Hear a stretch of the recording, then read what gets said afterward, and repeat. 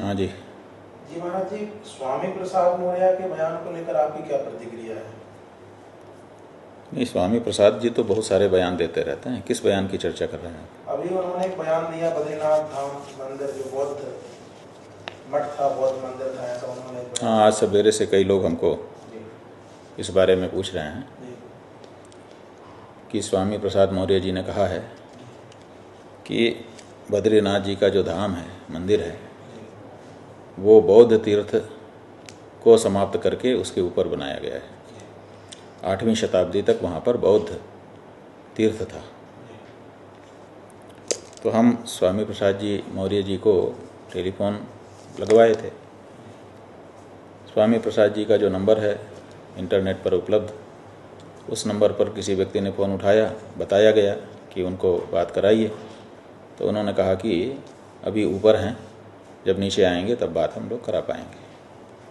तो जब वो नीचे आएंगे तब उनसे हमारी बात होगी, तब हम लोग उनके आशय को समझेंगे कि वो क्या कहना चाहते हैं। लेकिन जिस तरह का वक्तव्य उनका फैलाया जा रहा है, जो हमारे सामने रखा गया, उसमें वो ये कहते हुए दिखाई दिए कि 8वीं शताब्दी के पहले वहाँ पर बौद्ध तीर्थ था, उस बौद्ध तीर्थ को समाप्त करके बद्रीनाथ जी का धाम हिंदुओं ने बना लिया है। तो ये बिल्कुल तथ्य विपरीत बात है। स्वामी प्रसाद मौर्य जी न तो धर्मशास्त्र के विद्वान हैं, न ही इतिहास के विद्वान हैं। वो राजनीतिज्ञ हैं और राजनीति को चमकाने के लिए बीच बीच में ऐसे बयान देते रहते हैं जिससे हम हिंदुओं की, सनातन धर्मियों की भावनाओं पर बार बार ठेस लगती है। अभी उनका वो बयान भूला भी नहीं है जिसमें उन्होंने रामचरितमानस को जलाने के लिए और समाप्त करने के लिए लोगों को प्रेरित किया था। अब उन्होंने ये बात कह दी, बद्रीनाथ धाम करोड़ों सनातन धर्मियों की आस्था का केंद्र है और सतयुग का धाम है, आज का नहीं है। हमारे यहाँ सतयुग से ही वहाँ पर भगवान नर नारायण की तपस्या का, भगवान बद्रीनाथ जी की तपस्या का वर्णन मिलता है और वो आज भी वहाँ पर तपोमूर्ति विराजमान होकर के लोक कल्याण के लिए तप कर रहे हैं और उनका दर्शन हम लोग करते हैं। वो सतयुग का धाम है।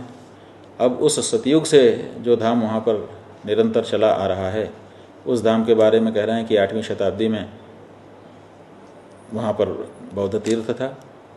तो ये बिल्कुल तथ्य से विपरीत बात है।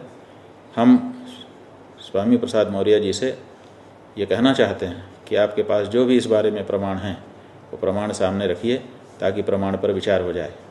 हम जिनके पक्ष में आप ये बयान दे रहे हैं कि आप गड़े मुर्दे मत उखाड़िए, नहीं तो सब उखड़ जाएंगे, हम कहते हैं उखड़ जाए। जहाँ जहाँ के बारे में आपके मन में शंका हो, वहाँ वहाँ के बारे में आप प्रमाण रखिए। हम मुसलमानों की तरह से भागेंगे नहीं कि हमारे यहाँ जांच का आदेश हो गया तो हम भाग जाएं। हम स्वागत करेंगे कि आओ जांच करो और जांच करके दूध का दूध, पानी का पानी कर दो। तो स्वामी प्रसाद मौर्य जी से हमारा अनुरोध है कि उनके पास इस बारे में जो भी प्रमाण हों, व्यवस्थित करके उन सब प्रमाणों को सामने रखें ताकि उनकी इस बात पर विचार कर लिया जाए। और अगर उन्होंने बिना सिर पैर की कोई बात कही है तो उसके लिए उनको जिम्मेदारी भी लेना होगा।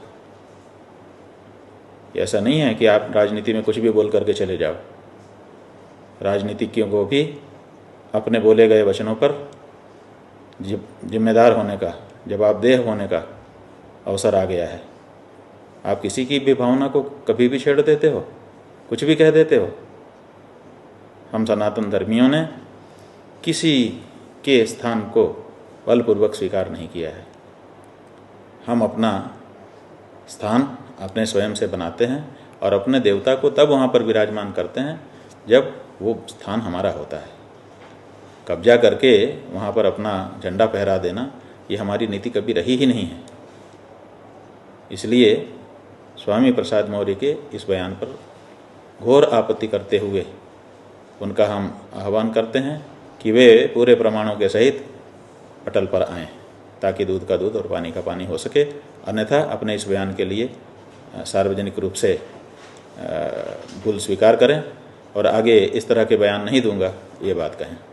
और इसी के साथ साथ उनकी पार्टी के जो मुखिया हैं अखिलेश यादव जी, उनसे भी हम लोग कहना चाहेंगे कि आप क्या चाहते हैं, हम सनातन धर्मियों की भावनाएं आप अपनी पार्टी के नेताओं के द्वारा क्यों बार बार आहत करते हैं, आखिर आप क्या कहना चाहते हैं? नहीं तो अपने नेताओं के द्वारा इस तरह के किए जा रहे बयानों पर संज्ञान लीजिए, जो बात कहिए प्रमाण पुरस्सर कहिए, और नहीं तो केवल चोट पहुंचाने के लिए इस तरह की बात आपके नेता करते हैं और आप चुप रह जाते हैं, इसका मतलब आपका भी उसमें समर्थन है। और अगर समर्थन है तो आप भी खुल के आइए,